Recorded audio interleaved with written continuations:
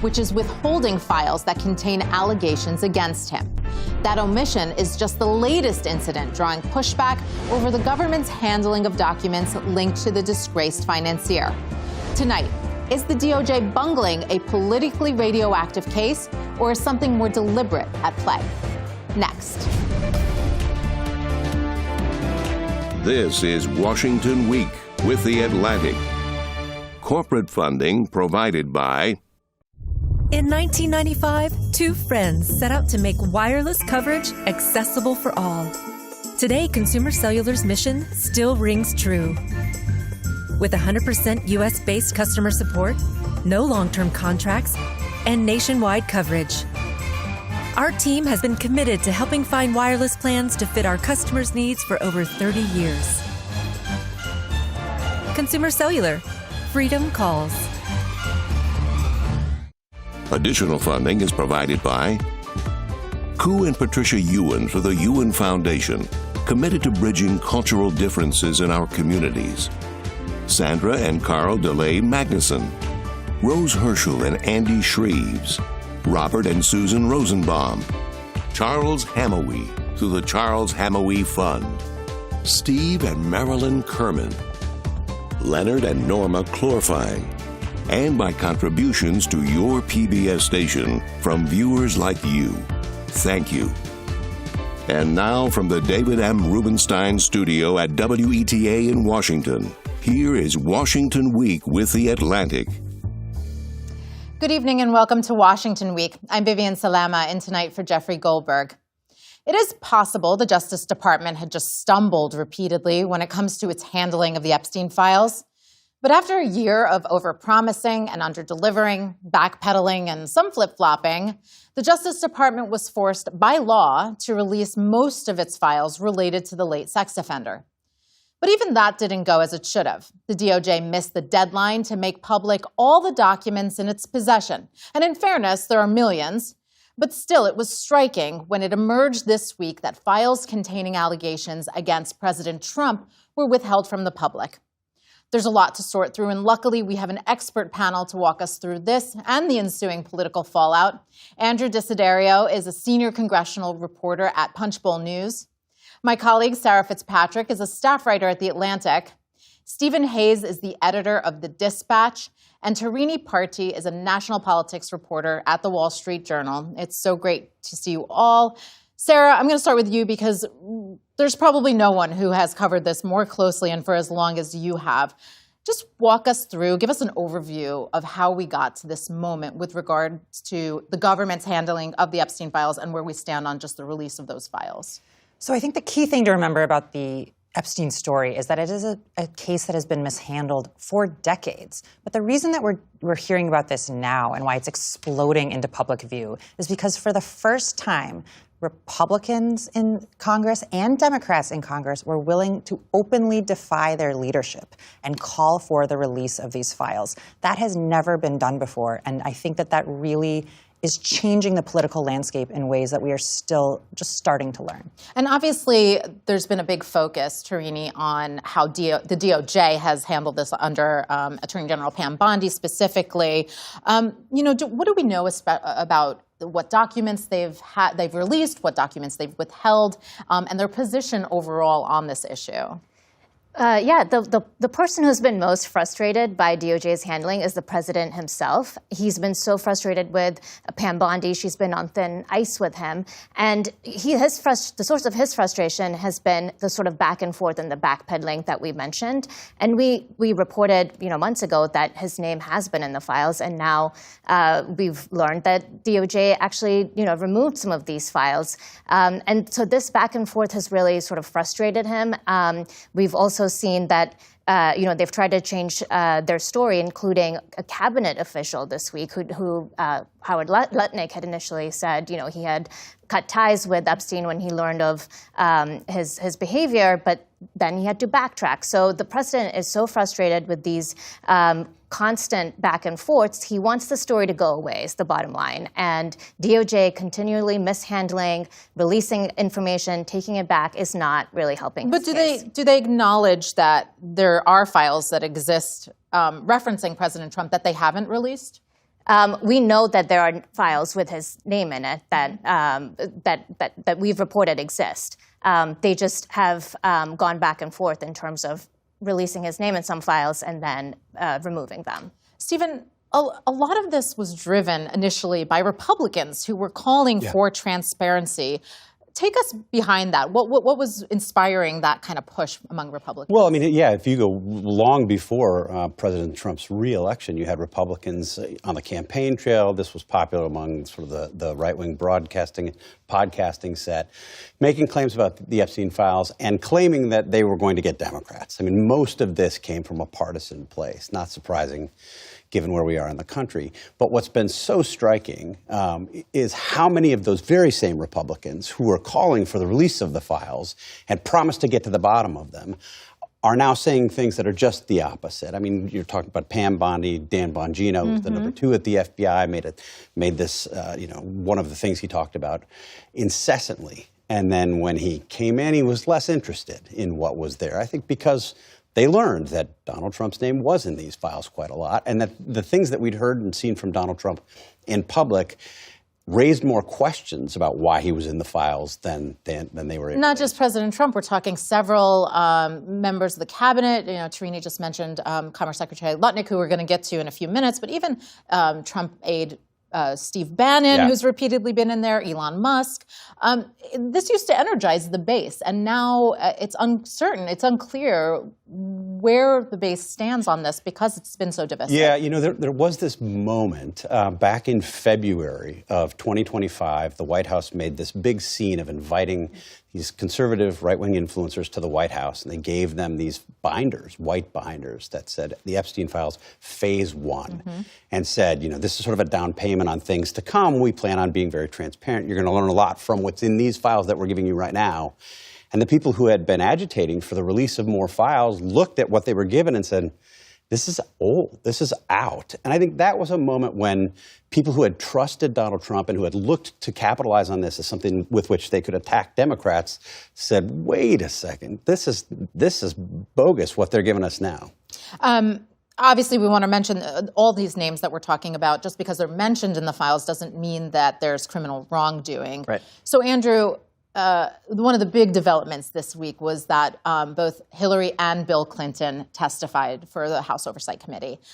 What do we know about their testimony, and how did we get to this moment where the Clintons were sitting with them to talk about what they know? Well, to Steve's point, Trump has been trying to position himself as the Epstein whistleblower, for lack of a better phrase, right? And what we've seen is Republicans in Congress, they control the House, they control the Senate. Of course, in the House of Representatives, it's a more Trumpy bunch, if you will, trying to sort of deflect a little bit from the president in this respect and go after the Clintons. Now, there are a lot of Democrats in the House, too, particularly younger Democrats, who have less allegiance or practically no allegiance to the Clintons at all and didn't mind voting to actually hold them in contempt of Congress for originally not agreeing to testify. But what we saw over the last 2 days when both Hillary and Bill Clinton testified, particularly yesterday during Hillary Clinton's testimony behind closed doors, it appeared that Republicans were not treating it with that much seriousness. I mean, Congresswoman Lauren Boebert took a photo from inside the room and leaked it to a conservative provocateur who then published it online. They had to stop the deposition after that happened.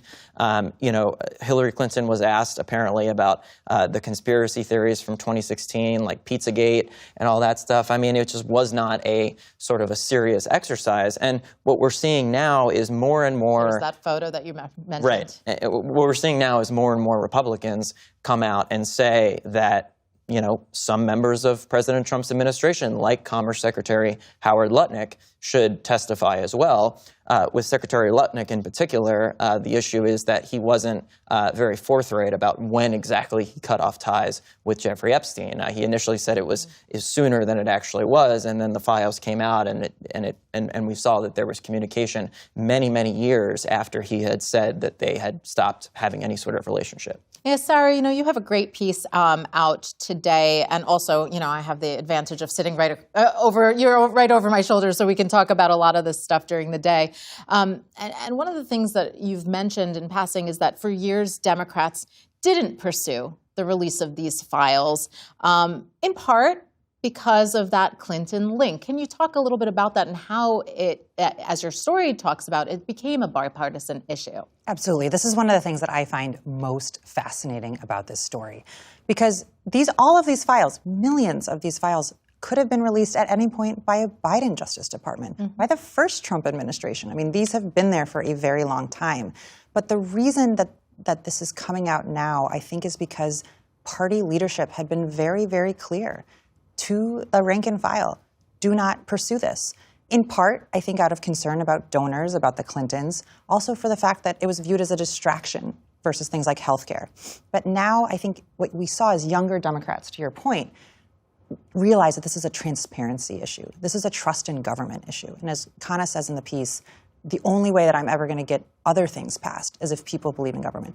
One of the things that's in my piece is that the Clintons were actively lobbying, calling around on Capitol Hill to Democrats to try and prevent this vote and to kind of influence how this was being done. And I think that really does not, it just hits the wrong way with Democrats that are already feeling very jaded given what happened with allegations of a cover-up about Biden's health and Harris's loss. Right. You know, there's just so much less confidence in the kind of the elder generation and a real belief that voters want transparency, and that is the winning issue. It is generational, too, because Nancy Pelosi was the one actually behind closed doors admonishing those younger Democrats for even entertaining the idea of voting to hold the Clintons in contempt of Congress. And when I talk to senators, you know, when they come back from a recess, for example, they're home in their states and they come back to Capitol Hill, say, you know, held events, what are people, you know, what's on people's minds, right? We're here in this bubble in Washington.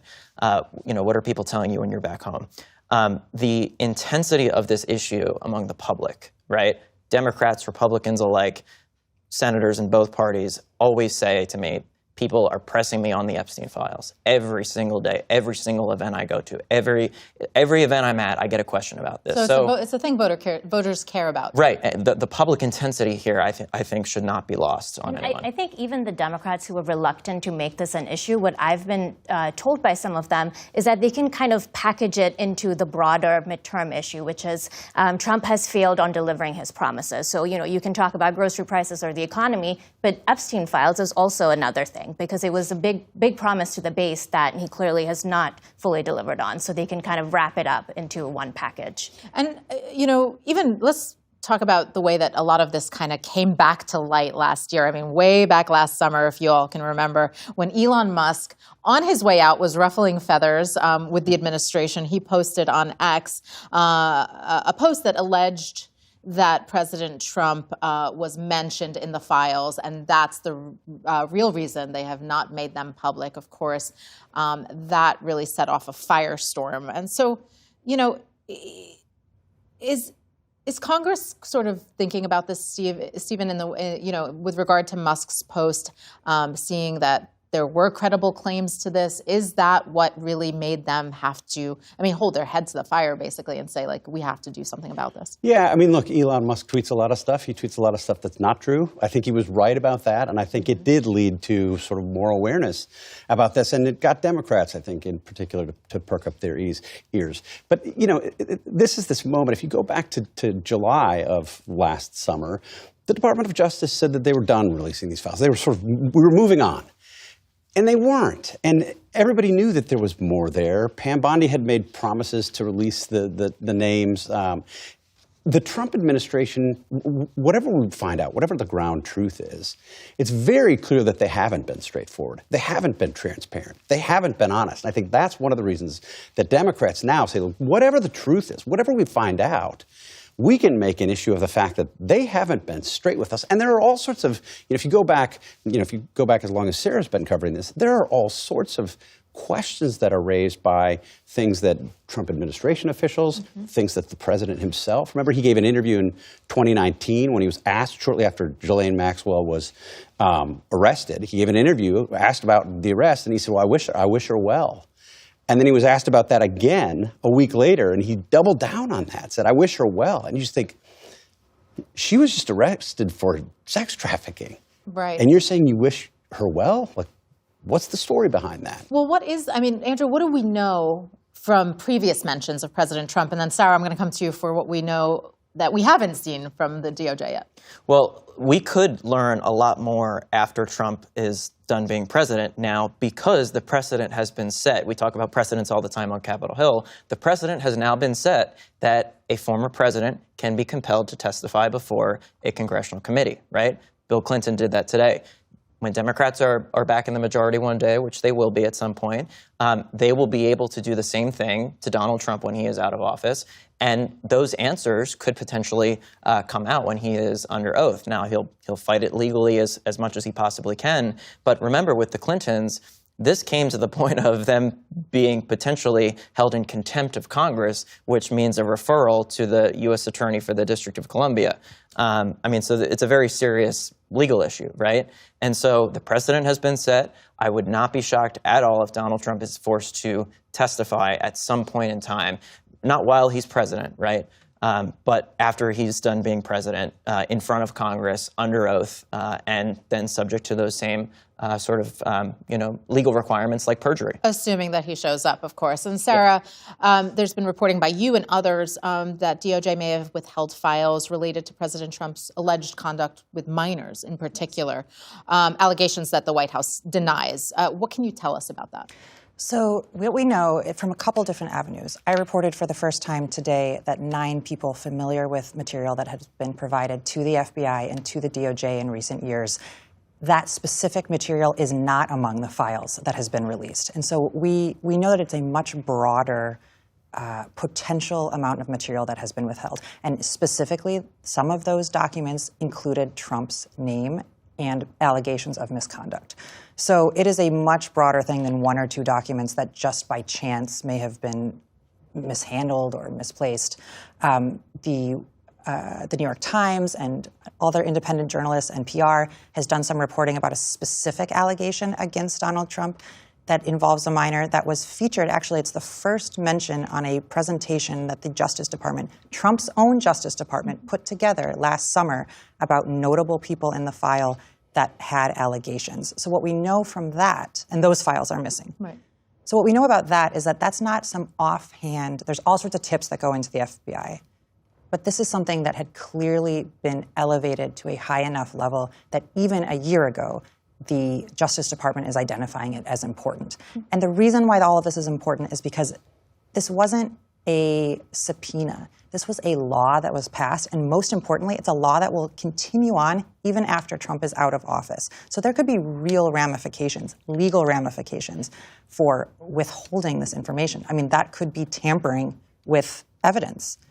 I think it's a major, major development, and I think it's something, that's where this story is going. And briefly, even if those allegations remain unproven, isn't that, I mean, wouldn't that, spark a firestorm among the base, or do they want to see proof, and even then it's kind of questionable? To be honest, I don't really fully understand what the strategy is here, but I will say a big problem among Republicans on Capitol Hill is that there's what's been said publicly by the president, but there's also what's been said privately. He has called lawmakers to the White House. He put lawmakers in the Situation Room to try and lobby them to vote against this. And so there have been personal assurances, things that have been said to Republicans that have proven not to be true. And that is putting the very people that are keeping him politically going are now behind closed doors really wavering on that support. And that's a really explosive development. Tarina, you mentioned Commerce Secretary Lutnick, and I want to revisit that. The Commerce Secretary, who's also President Trump's longtime friend, has come out with several public comments, quite contradictory. Let's take a listen. Massage table in the middle of your house? How often you have a massage? And he says, every day. And then he gets weirdly close to me. Ooh. And he says, and the right kind of massage. Ooh. Now my wife is standing here. My wife and I decided that I will never be in the room with that disgusting person ever again. Really? So I was never in the room with him socially, for business, or even philanthropy. If that guy was there, I wasn't going because he's gross. I did have lunch with him as I was on a boat going across on a family vacation. My wife was with me, as were my 4 children and nannies. I had another couple they were there as well with their children, and we had lunch on the island. That is true, for an hour, and we left with all of my children, with my nannies and my wife, all together. We were on family vacation. We were not apart. To suggest there was anything untoward about that in 2012, I don't recall why we did it.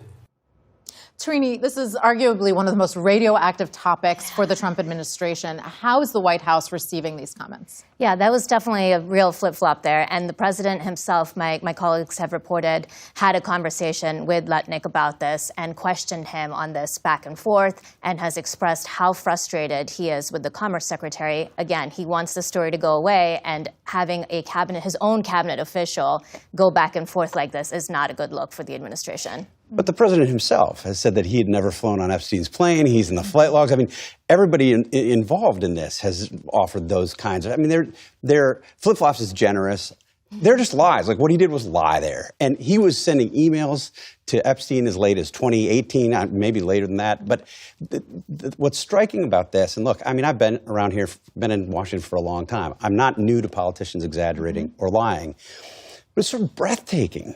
The way in which they're willing to say things that are just fundamentally, demonstrably, provably untrue again and again and again. And it's this sort of moment of desperation. And Republicans are taking notice. Exactly. And one of the things I wanted to add, too, is that this is not the first time it's been a scandal in a Trump administration. In the first Trump administration, Alex Acosta was forced out of his cabinet position after details were revealed about the sweetheart plea deal that he gave to Jeffrey Epstein when he was U.S. attorney down in Florida at the time. And you know, to your point about, of course, Republicans, more and more are willing to entertain the idea of bringing Howard Lutnick under oath, for example. Congresswoman Nancy Mace, for example, who is running for governor in South Carolina, would definitely benefit from an endorsement from Donald Trump, is still sticking her neck out on this issue and saying things that she knows will rattle the president and his inner circle.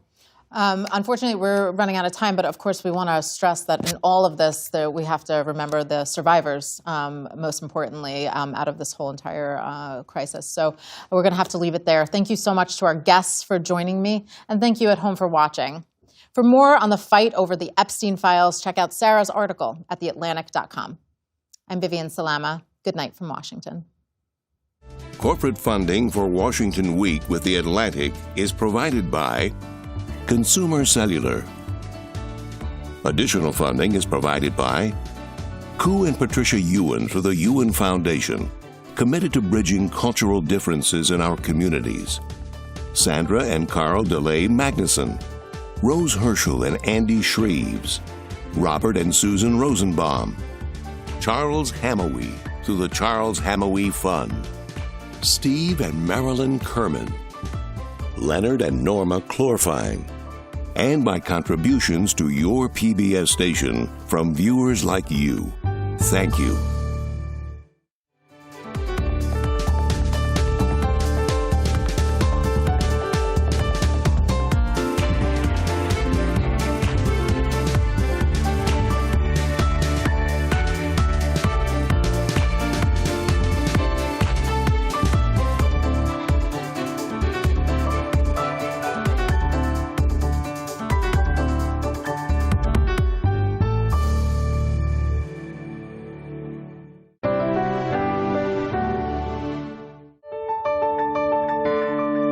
You're watching PBS.